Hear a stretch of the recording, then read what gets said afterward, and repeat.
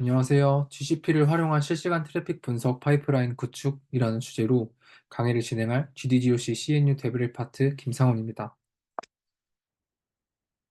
제가 강의를 제작하게 된 배경과 목표에 대해서 말씀드리면 GCP라는 툴로 스트리밍 데이터를 캡처하고 분석하기 위한 파이프라인을 구축을 따라할 수 있는 실습 강의를 제공하고자, 그리고 처음 GCP를 입문하시는 분들에게 저도 처음이었기에 직접 사용해보면서 겪었던 경험 및 노하우를 전수하고자, 그리고 마지막으로는 스스로 프로젝트를 진행하며 공부한 내용을 정리하고자 이 강의를 제작하게 되었습니다. 강의 목차는 첫 번째로 TCP 덤프라는 툴로 실시간 트래픽을 캡처하고 로컬에 저장된 트래픽 캡처 데이터를 펍섭에 게시해주고, 펍섭에 게시된 데이터를 이제 데이터 플로우로 연동해서 커스텀 템플릿으로 데이터를 변환해준 뒤 이제 빅쿼리에 연동해서 적재되는 데이터를 확인하는 것까지가 이번 강의의 목차 및 내용입니다. 이제 실시간 트래픽 분석 파이프라인을 왜 구축하냐라고 목적에 대해서 말씀드리면, 파이프라인을 구축하게 된 배경은 제가 진행하고 있는 디도스 보안 솔루션이라는 프로젝트에서 구축하게 되었는데, 이제 디도스는 대량의 트래픽을 발생시켜서 서버 리소스를 소모하는 공격이기에 트래픽이 디도스인지 아닌지 판별하고 분석하기 위한 파이프라인이 필요했습니다. 그 배경 때문에 시작하게 되었고, 데이터 분석에 적합한 클라우드 서비스를 찾고 있다가 이제 그게 가장 GCP라고 판단하여서 GCP로 파이프라인을 구축하게 되었습니다.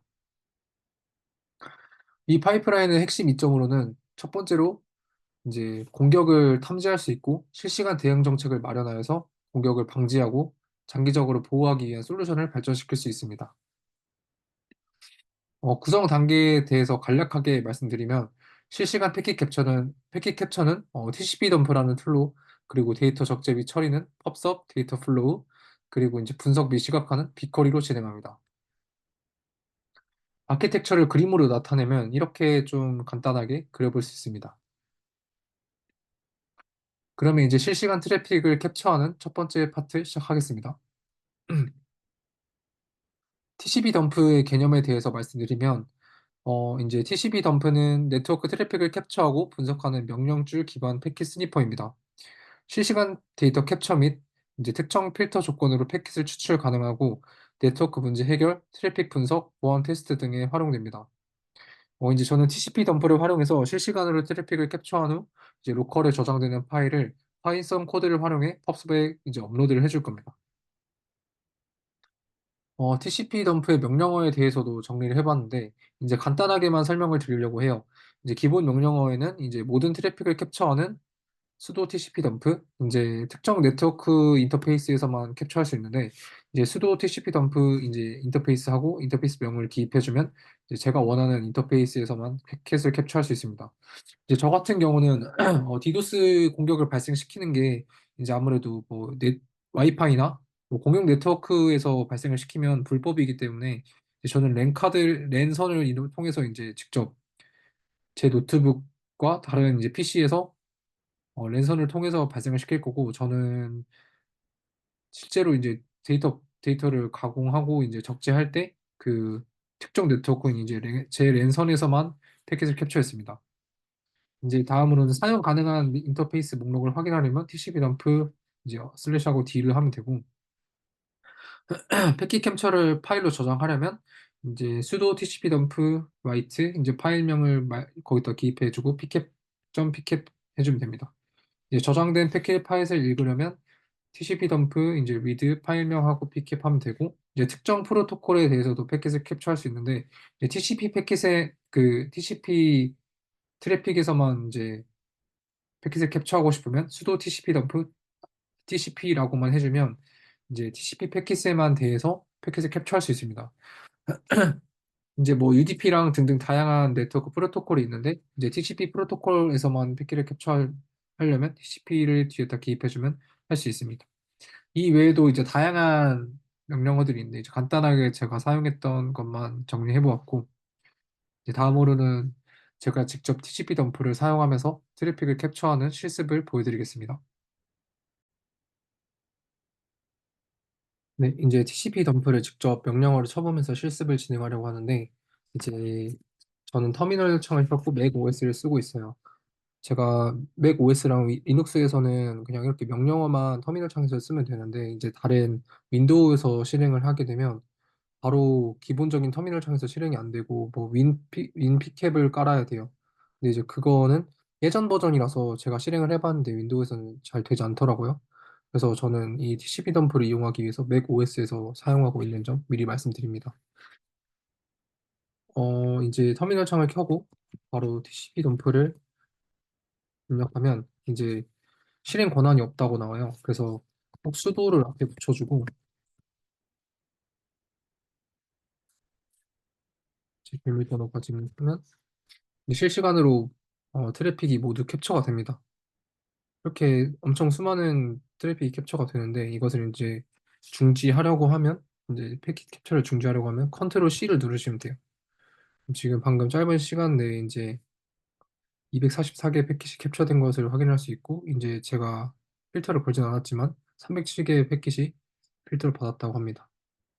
특정 네트워크 인터페이스에서만 캡처할 수 있는데 sudo 점프 제가 원하는 인터페이스 입력하면 이렇게 제가 원하는 인터페이스에서만 이제 네트워크 인터페이스에서만 캡처를 할 수 있습니다.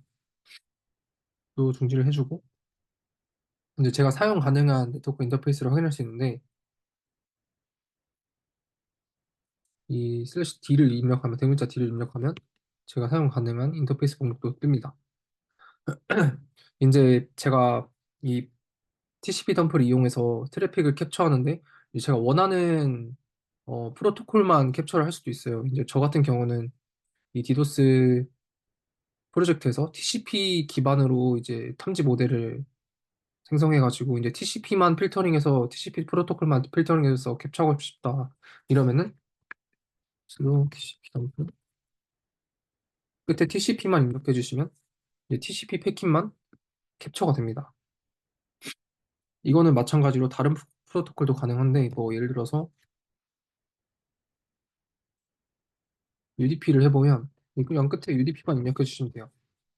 이제 UDP 프로토콜이 들어오는 것만 패킷 캡처되는 걸 확인할 수 있죠.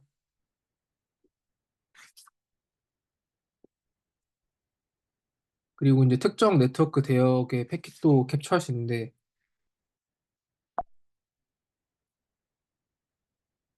이제 여기에 제가 원하고자 하는 네트워크 대역을 입력해주면 여기 제가 원하는 네트워크 대역에서만 패킷을 캡처할 수도 있어요. 그리고 이제 특정 포트 기반 트래픽을 캡처할 수도 있는데 제가 원하고자 하는 포트 번호 입력해주면 예를 들어서 저는 뭐 53번을 입력해줄게요. 그럼 이제 53번의 포트에서만 패킷이 캡처가 됩니다.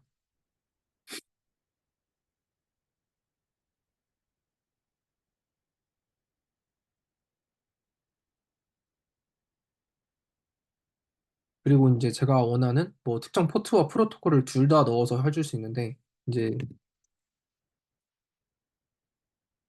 TCP 저는 프로토콜을 캡처하고 싶고 그 다음에 포트 번호는 뭐 UDP로 해볼게요. UDP 포트 번호 53 입력해주면 UDP 프로토콜이고 53번 포트에서만 캡처를 할 수 있습니다.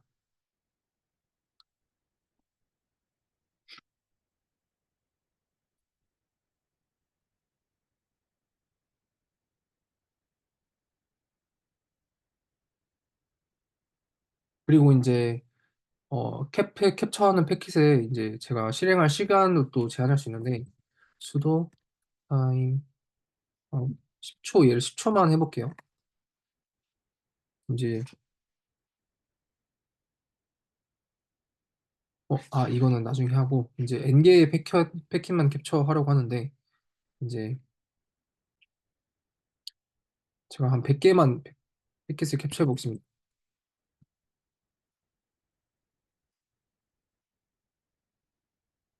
이 슬래시 C를 입력하고 제가 원하는 숫자 100을 입력하면 딱 100개만 패킷이 캡처가 됩니다.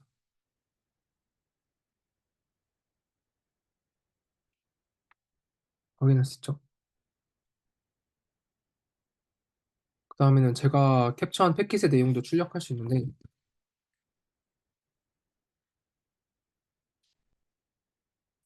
이 슬래시 X를 입력하면 제가 캡처한 패킷의 내용이 출력됩니다. 근데 이제 너무 많이 출력되니까 요약된 정보만도 출력할 수 있어요. 그래서 이제 슬래시 Q를 입력하면 제가 요약된 정보가 출력됩니다. 캡처 한거에 대해서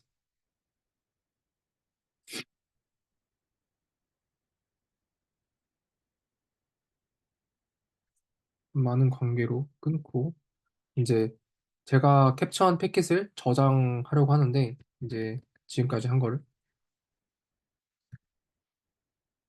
라이트 하고 제가 하고자 하는 파일명 저장하고자 하는 파일명 하면 되고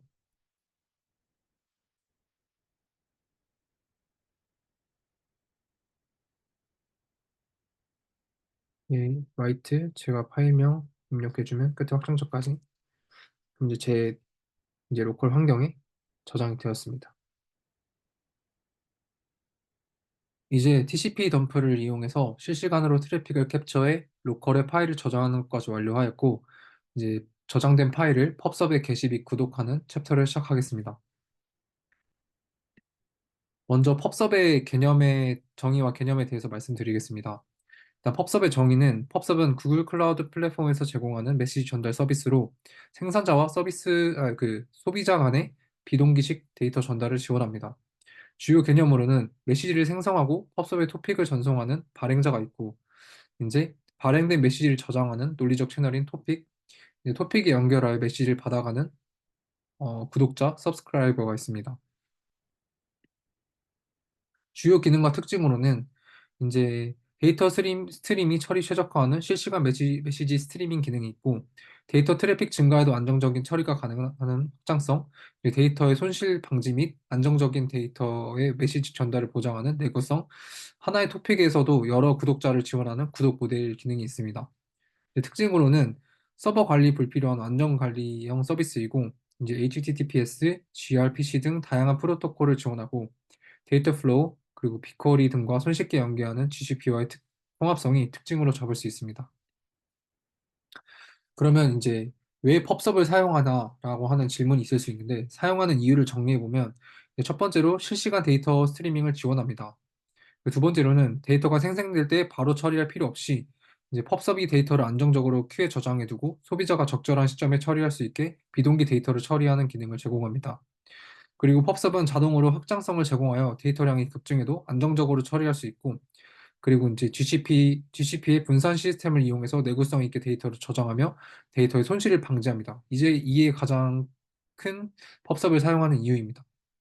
이제 네 번째로는 여러 소비자가 동일한 데이터를 처리해야 할 경우 펍섭의 구독 모델을 통해 손쉽게 데이터를 분배할 수 있고 다양한 애플리케이션이 동일 데이터를 사용하거나 서로 다른 작업을 수행할 때 유용한 분산 아키텍처를 지원하고 그리고 이제 클라우드 서비스 간 통합이 용이하고 유지 보수 및 관리가 간소화된다는 그런 이유 때문에 펍섭을 사용합니다.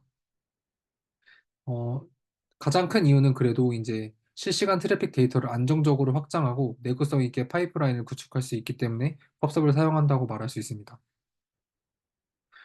그러면 이제 제가 펍섭으로 로컬에 저장된 패킷 캡처 데이터를 업로드하는 것을 보여드리겠습니다. 네, 이번엔 방금 TCP 덤프를 활용해서 실시간으로 캡처한 트래픽 데이터를 이제 펍섭에 게시 및 구독하는 실습을 시작하겠습니다. 우선은 펍섭에 게시하기 위해서는 펍섭 계정부터 만들어야 하는, 펍섭 그 게시 구독 서비스부터 만들어야 되는데, 일단 주제를 만들면 이제 펍섭에 들어와서 그 구글 클라우드 콘솔 안에 펍섭에 들어와서 주제를 만들면 이렇게 주제 아이디를 제가 되게 단순한데 펍섭 캡처 11이라고 저장을 하고 이제 이건 기본 구독 추가고 이건 게시되는 것이에요. 이제 기본적으로 이제 게시 다음에 구독이 되는 것을 추가해 줄 거냐 이것을 선택하는 거고 이거는 항상 하는 게 좋다고 저는 생각합니다. 그리고 다음으로는 뭐 스키마 사용 그리고 수집 사용 설정 그리고 메시지 보관에 대해서도 이제 얼만큼 보관할 거냐 이런 것도 설정해 줄 수 있고 그리고 이제 빅쿼리로 데이터를 바로 내보낼 수 있게 그런 설정도 해줄 수 있는데 이제 펍섭에 들어오는 데이터를 바로 빅쿼리로 연동해주는 그런 설정을 할 수 있습니다. 제가 원하는 데이터 세트를 선택하면 돼요. 그다음에 클라우드 스토리지도 바로 이제 들어온 데이터를 바로 백업해 줄 수 있게 제가 원하고자 하는 그 백업을 그 원하는 버킷을 선택해 주면 됩니다. 전 이런 건 하지 않을 거고 그냥 이대로 바로 만들어 주면은 아까 제가 만들어 놓은 이 패킷 캡처라는 주제처럼 생성이 돼요. 그래서 이제 이 생성된 이 주제로 제가 실시간으로 이제 여기다가 데이터를 올려줘야겠죠? 그러면 여기 올려주기 위해서도 이제 서비스 계정을 만들어야 하는데 이제 등록되는 코드는 이 코드를 활용해서 그 업로드를 해줄 수 있지만 근데 이 코드를 업로드하기 위해서는 클라우드 서비스에 접근해야 되기 때문에 이 접근하기 위한 권한을 줄 수 있는 서비스 계정을 만들어야 됩니다. 서비스 계정을 만들려면 여기서 서비스 계정 만들기에 들어가서 이 IAM 및 관리자에 들어오셔서 이 서비스 계정이라는 곳을 클릭하시고 여기 서비스 계정을 만들어 주시면 되는데 이제 저는 예를 들어서 섭 업로더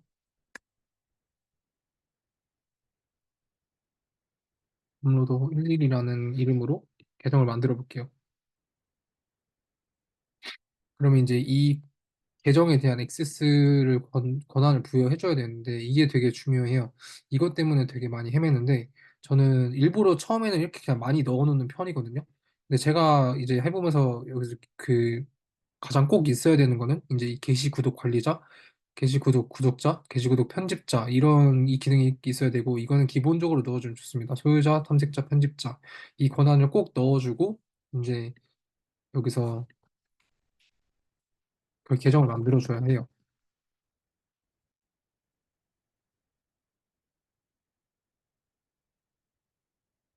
네, 이런 권한들을 추가해 주셔서 만들어 주시고 이제 저는 이미 만들어 놓은 게 있으니까 그 다음에 이렇게 만들어 주셨으면 제가 만든 그 서비스 계정을 들어가셔서 이제 그럼 세부 정보가 나오거든요. 여기서 꼭 키를 받아주셔야 돼요. 키를 받아주셔야 이제 이 등록할 수 있는 권한이 생기기 때문에 여기서 이제 키 추가를 눌러주시고 새 키 만들기 해주면 제가 이거 미리 만들어 놓은 거고 아래에 있는 거는 이 뭐 제이슨 형식으로 키를 저장을 받으면 이 제 로컬 파일에 로컬 환경에 저장이 됩니다. 그럼 이제 로컬 환경에 저장이 된 이 파일을 이 키는 근데 꼭 잘 어디에 유출되면 안 되고 잘 감추셔야 되는데 저 같은 경우는 이제 이거를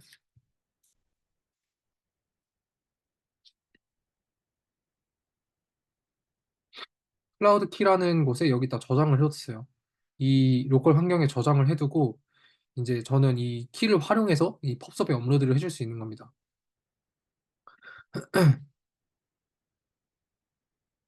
그러면 이제 제가 펍섭에 업로드하기 위한 제가 아까 캡처한 실시간 트래픽 파일을 펍섭에 업로드하기 위한 이제 파이썬 코드인데 이제 이거는 제가 뭐 필요한 모듈이나 임포트를 추가해주고 이제 가장 중요한 여기서 환경 변수로 인증키 파일 경로 설정을 해줘야 돼요.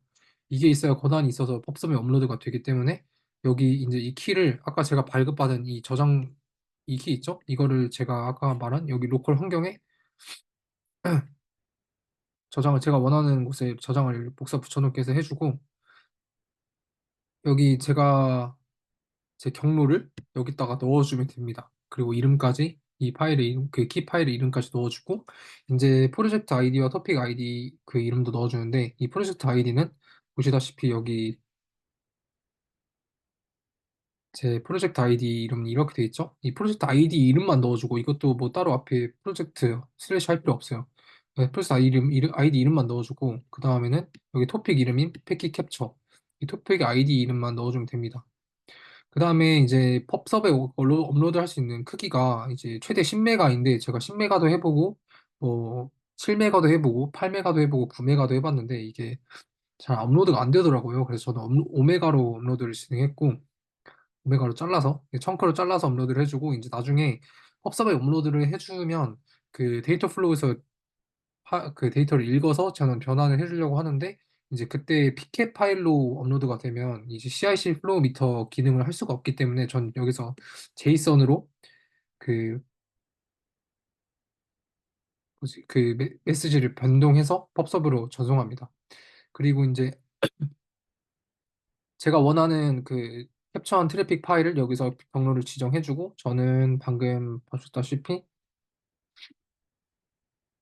여기에 이제 제 파일 있죠? 디도스 프로젝트 캡처 아웃풋 PCAP pcat 파일 이 파일을 이제 경로를 지정해서 실행을 시켜주면 이 청크가 하나씩 잘리면서 업로드 되게 됩니다.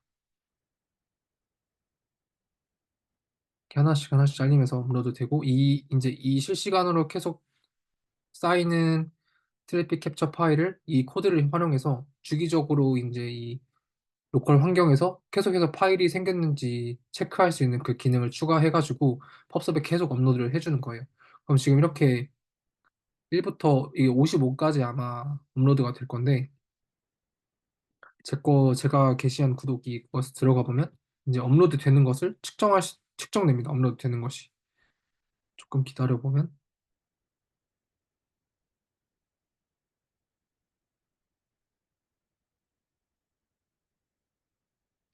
기다려 볼게요.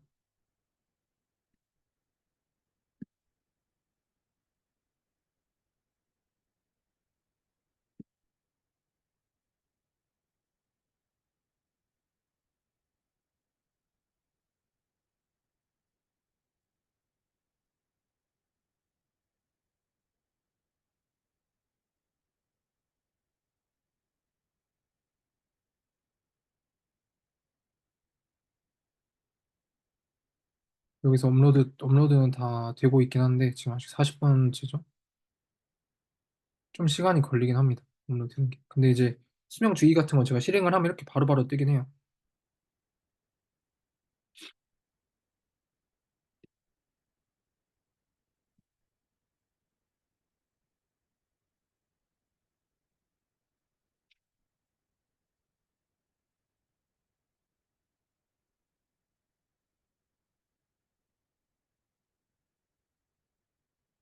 좀 기다려 보겠습니다.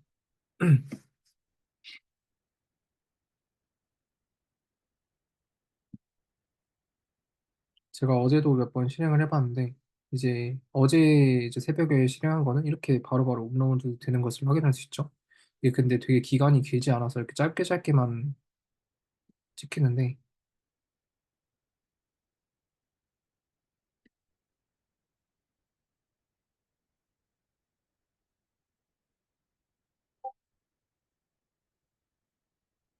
기간을 나눠서도 볼 수 있습니다. 제가 실행했던 날짜에 이렇게 참 점처럼 찍혀 있는 게 확인할 수 있는 제가 데이터를 많이 넣진 않아가지고 다시 최근으로 들어와서 보면 좀 있으면 뜨긴 하는데 좀 시간이 걸리더라고요.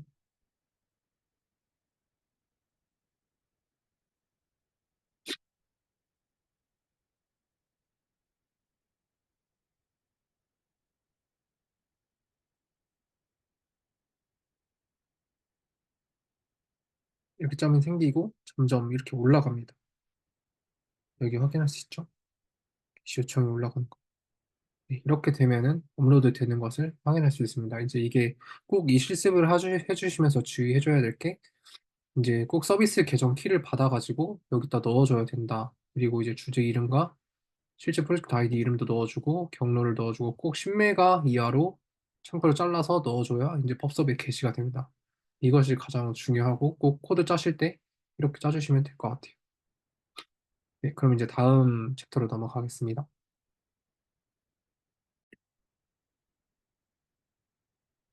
다음 챕터는 펍섭에 게시된 데이터를 데이터 플로우로 연동하는 챕터입니다. 데이터 플로우의 개념과 특징에 대해서 설명드리겠습니다. 데이터 플로우란 GCP의 완전 관리형 데이터 처리 서비스로 실시간 데이터 스트리밍 및 배치 데이터 처리를 지원합니다. 주요 특징으로는 아파치핑 기반으로 유연한 데이터 변화 및 처리가 가능하고 자동 확장과 비율 효용성을 제공합니다. 그리고 GCP 도구, 펍섭, 빅쿼리 등과 원활한 통합이 가능합니다. 그 데이터 플로우를 사용하는 이유는 뭘까요? 이제 뭐 5가지 이유를 들어서 설명하려고 하는데 첫 번째로는 실시간 데이터 처리가 가능합니다. 실시간 스트리밍 배치 데이터를 모두 처리 가능하고 데이터 처리와 분석을 신속하고 동시에 수행 가능합니다. 두 번째로는 자동 확장성인데 자동 확장 기능으로 데이터량 증가에도 안정적인 처리가 가능합니다. 리소스를 효율적으로 사용해 비용 절감도 가능합니다. 세 번째로는 유연한 개발인데 아파치 빔 SDK를 사용해서 직관적이고 유연한 파이프라인을 설계 가능합니다. 복잡한 ETL, 추출 변환 척지 이런 워크플로우를 간단히 구현할 수 있습니다. 다음 네 번째로는 GCP와 완벽한 통합인데 이제 펍섭, 빅쿼리, 클라우드 스토리지 등과의 원활한 연계가 가능하고 이제 데이터 파이프라인의 엔드투엔드 구성을 단순화할 수 있기 때문에 데이터 플로우를 사용합니다. 다섯 번째는 완전 관리형 서비스인데 서버 관리가 필요 없어서 운영 부담이 최소화됩니다. 데이터 처리에만 집중할 수 있는 개발 환경을 제공할 수 있는 이유, 이 다섯 가지 이유 때문에 이제 데이터 플로우를 사용합니다. 저는 이 데이터 플로우에서 실시간으로 트래픽을 캡처한 데이터를 이제 CIC 플로우 미터라는 CIC 데이터셋의 변수에 맞게 변환해주는 기능이 있는데 이 기능을 구현할 것입니다. 이 기능을 구현하려면 커스텀 템플릿을 제작해야 되는데 이번 챕터에서는 커스텀 템플릿 제작에 대해서 설명드리려고 합니다. 저는 CIC 플로우 미터 기능을 데이터 플로우에서 구현하고자 하는데 이제 로컬 환경에서도 이 CIC 플로우 미터를 구현할 수 있는데 이제 클라우드 서비스 내에서 실시간으로 스트리밍 되는 데이터를 처리해보고자 데이터 플로우로 진행하고자 하였습니다. 이 기능을 구현하려면 이제 GCP에서 제공하는 기본 이제 일반 템플릿으로는 불가하고 복잡한 데이터 전처리 변환을 위해서는 커스텀 템플릿을 제작해야 되고 이제 데이터 변환 및 복잡한 처리를 위해서는 플렉스 템플릿을 만들어서 진행해야 됩니다. 이제 플렉스 템플릿의 제작에 있어 필요한 요소는 이제 첫 번째로는 파이프라인을 패키징한 도커 이미지가 필요하고 이제 두 번째로는 해당 이미지를 참조하여 프로젝트를 실행하겠다고 정의하는 템플릿 스펙 파일이 필요합니다.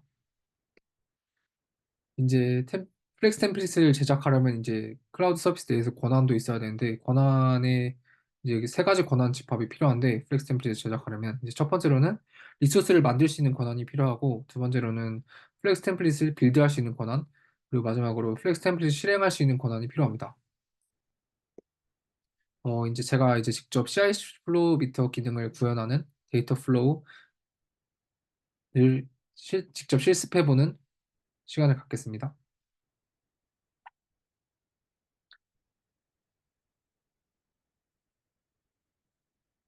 이제 제가 직접 CIC 플로우 미터 기능을 커스텀 템플릿 그리고 즉 플렉스 템플릿으로 제작하는 실습을 진행하겠습니다.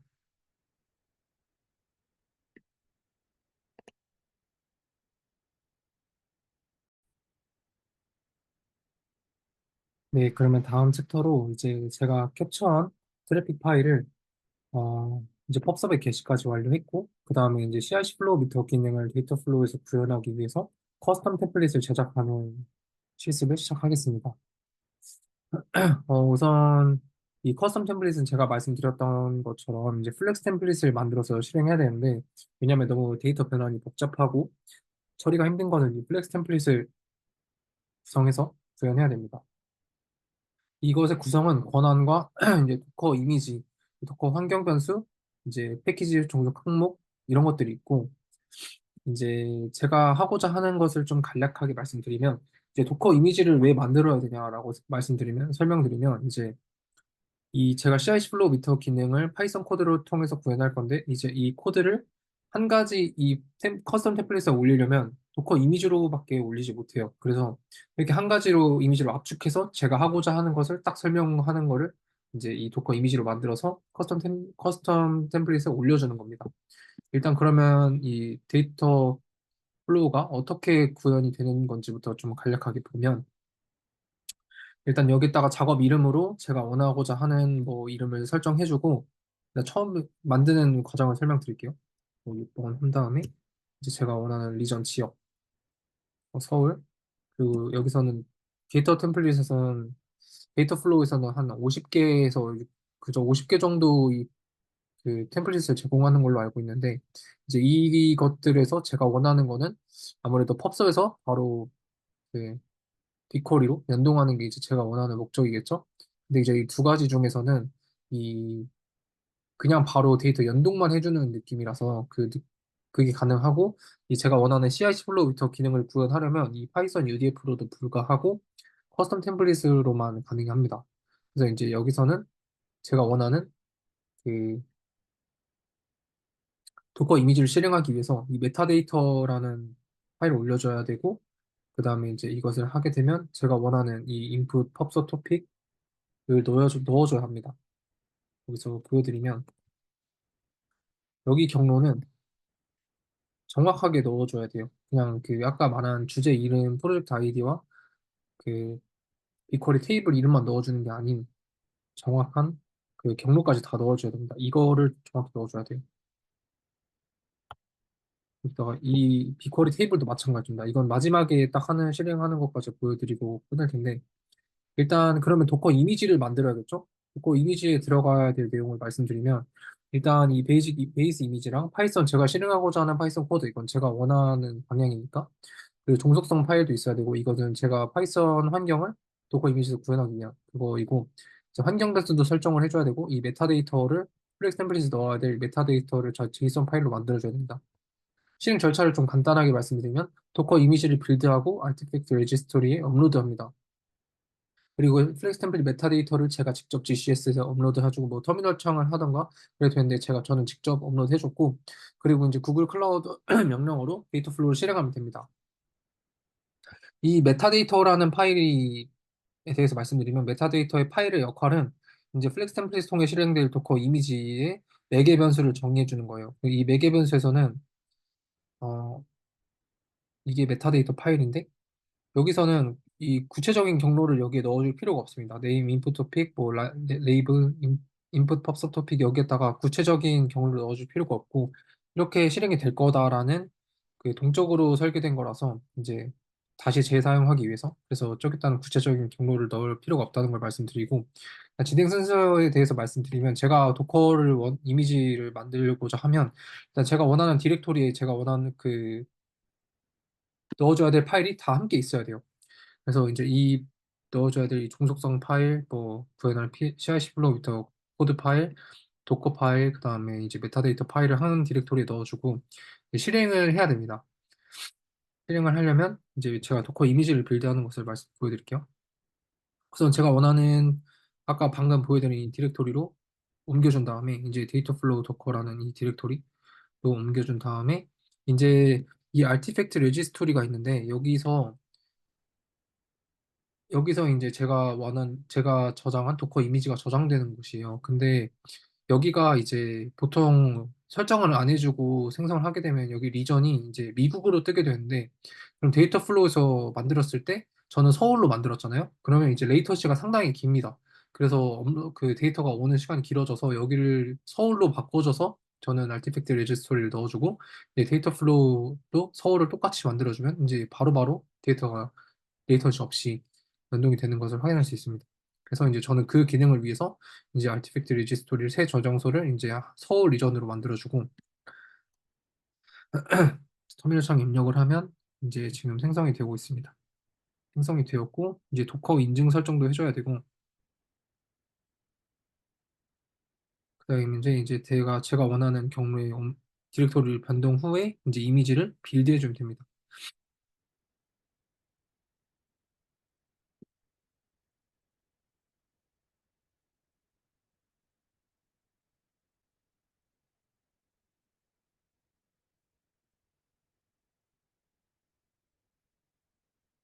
그래서 이미 이미지 빌드를 위한 명령어이고, 이제 제가 프로젝트 아이디, 그 다음에 이제 이미지 파일이 이렇게 담겨 있습니다.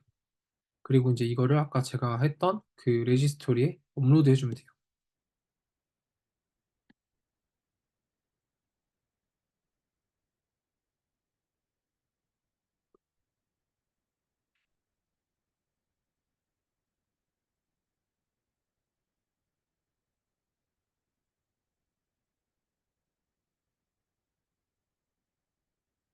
이렇게 도커 이미지가 빌드되는 것을 확인할 수 있죠. 그러면은 이제 여기 도커에 이미지가 생성됐습니다. 이제 이거를 아티팩트 레지스토리에 업로드 해줘야 해요. 이 명령어를 통해서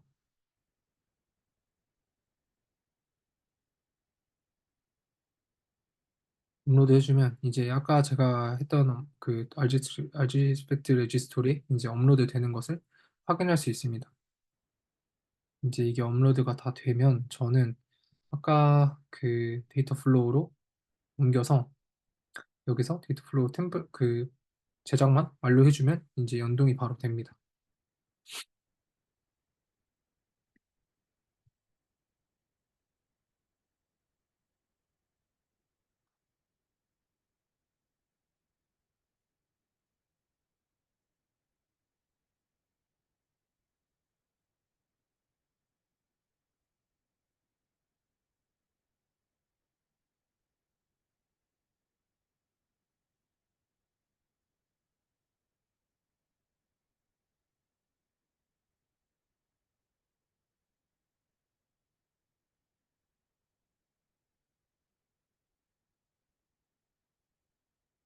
그리고 이 시간 동안 말씀드리면 일단 데이터 플로우에서 그 펍섭에서 데이터를 가져오려면 서비스 계정을 또 만들어 줘야 돼요.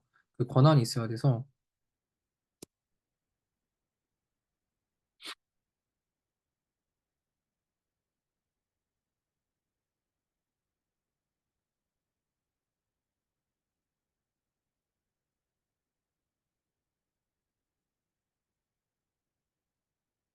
여기 보시면 이거 아티팩트 레지스토리 서울로 생겼죠.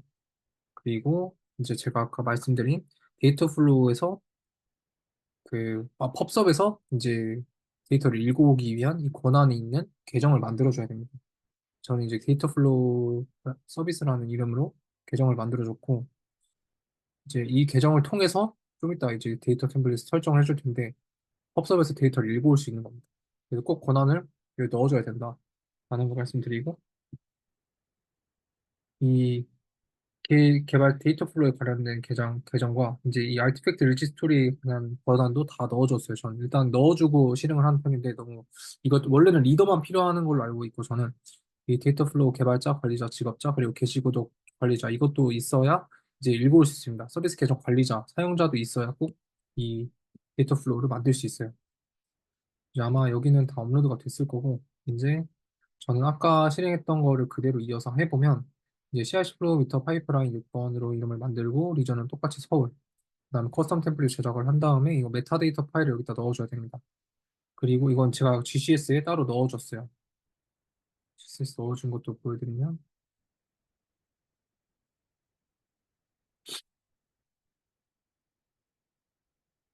이건 제가 직접 넣어줬는데, 뭐 터미널 창에서 명령어를 통해서 넣어줄 수도 있긴 합니다. 이제 여기 보시면 제가 직접 여기서 업로드 해준 파일을 업로드해서 이거를 직접 업로드 해준 겁니다. 그래서 실행을 해보면 여기는 제가 원하는 아웃풋 비쿼리 테이블 이름을 넣어주면 돼요. 제가 원하는 거는 이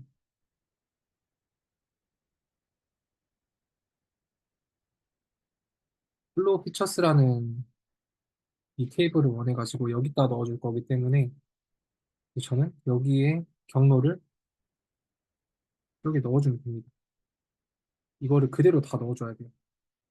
그냥 이 플로우 피처스만 넣어주면 안 되고 넣어주고 이제 여기 선택적 매개 변수에 이 키를 아까 제가 생성한 그 데이트 플로우 키를 여기서 넣어줘야 돼요. 그래야 이제 데이터 플로우가 제작이 됩니다. 커스텀 템플릿을 통해서. 이렇게 넣어주면 제작이 완료되어서 이제 시간이 지나면 여기 로그가 뜨거든요. 그래서 이제 로그까지 뜨면 이제 실행이 되는 것을 확인할 수 있어요. 네, 이렇게 점점 하나씩 뜨고 있고 네, 이렇게 커스텀 템플릿을 제작 완료할 수 있습니다. 네, 이제 다음 파트인 빅쿼리로 연동인데, 이제 제가 방금까지 했던 그 데이터 플로우에서 커스텀 템플릿을 통해서 CI/CD 플로우 미터 이제 데이터 변환까지 통해서 빅쿼리 연동이 되면 이제 쿼리문으로 필요한 데이터만 추출하여 분석할 수 있습니다. 이제 간단하게 빅쿼리에 대해서 뭔지 설명드리면, 빅쿼리는 이제 구글 클라우드 완전 관리형 데이터 웨어하우스예요. 이제 대규모 데이터를 빠르게 저장하고 분석하고 쿼리할 수 있는 서버리스 서비스고, 주요 특징으로는 페타바이트 규모의 데이터를 처리 가능한 확장성, 그리고 SQL 기반으로 이제 데이터를 실시간 분석 가능한 빠른 쿼리 속도, 그리고 데이터 안정성을 보장하는 자동 백업 리포트, 그리고 사용한 만큼만 요금 부과되는 비용 효율성이 있습니다. 그리고 이제 데이터 GCP와의 통합성도 좋은데 펍섭, 데이터 플로우, 클라우드 스토리지 등과 미끄럽게 연결된다는 장점이 있고 이제 머신러닝, 루커 스튜디오와 통합하여 이제 데이터 분석을 강화할 수 있습니다. 저는 지금까지 제가 했던 과정을 좀 간략하게 말씀드리면 실시간으로 TCP 덤프를 이용해서 들어오는 네트워크 트래픽 캡처를 캡처하고 이제 이 캡처한 트래픽을 펍섭에 게시하는 코드를 통해서 업로드를 해줍니다. 그럼 펍섭에 업로드 되는 것을 확인한 다음에 이제 그 과정에는 서비스 계정을 두 가지를 만들어줘야 되죠. 이제 펍섭 업로더랑 이 데이터 플로우 서비스 어카운트 이거 두 개를 만들어줘서 이제 펍섭에 업로드되는 그 데이터를 데이터 플로우에서 CI/CD 플로우 미터 기능을 구현하여서 이제 펍 비쿼리까지 연동을 해주는데 그 과정에서는 이제 기본에 제공되는 템플릿으로는 불가하고 커스텀 템플릿을 만들어서 실행을 해줘야 되고 도커 이미지를 만들어줘서 그 커스텀 템플릿은 기능이 복잡하기 때문에 플렉스 템플릿을 만들어서 해줘야 되는데 이제 플렉스 템플릿에서는 그 도커 이미지를 넣어줘야 됩니다. 도커 이미지는 이제 제가 원하는 기능이 CI/CD 플로우 미터와 미터 파이썬 코드와 이제 메타데이터 파일, 그 다음에 종속성, 그 파이썬 라이브러리 설치하기 위한 종속성 파일, 그 다음에 마지막으로 도커 파일, 이렇게 네 가지를 다 설정을 해줘서 도커 이미지를 만들어주고, 이제 그 이미지를, 어, 아티팩트 레지스토리에 업로드를 서울 리전으로 레이턴시가 줄기 위해서 그거를 빌드해주고, 거기에 도커 이미지를 빌드한 다음에, 옮겨준 다음에, 이제 그 메타데이터 파일을 그 데이터 플로우에 넣어줘서 실행을 시켜주면 아까 전에 보여드린 실습 과정처럼 비쿼리에 이제 데이터 변환이 돼서 업로드까지 완성됩니다. 이제 여기까지가 제가 기능을 구현한 GCP를 통해서 제작한 파이프라인이고 이제 이 과정에서는 되게 사용자 권한도 많이 수정하는 상황이 있었고 도커 이미지도 이렇게 만들어야 되는지 여러 방황이 있었는데 일단 저만의 노하우는 서비스 권한은 이제 계정 권한은 최대한 많이 넣어보고 그 다음에 이제 하나씩 빼주는 느낌으로 가도 괜찮을 것 같아요. 그리고 커스텀 템플릿에서는 좀 만들기가 복잡해서 차라리 로컬 환경에서 데이터를 변환한 다음에 펍섭에 업로드 해주고 데이터 플로우는 그냥 데이터 이동만 해주는 그런 느낌으로 해줘도 될 것 같고 그게 더 차라리 편할 것 같다라는 생각이 많이 들었어요. 그리고 이제 빅쿼리는 제가 원하는 데이터를 쿼리를 통해서 이제 데이터 분석하기 루커에서 이제 원하는 것만 보여줄 수 있게 변환을 해줄 수 있는 기능으로 이제 파이프라인을 구축 완료하였습니다. 네, 여기까지가 제가 제작한 강의이고 수강해 주셔서 감사합니다. 다음 강의에서는 이제 조금 더 자세한 좀 그 처리에 대한 데이터 처리에 대한 내용을 담으려고 해요. 네, 그럼 수강해 주셔서 감사합니다.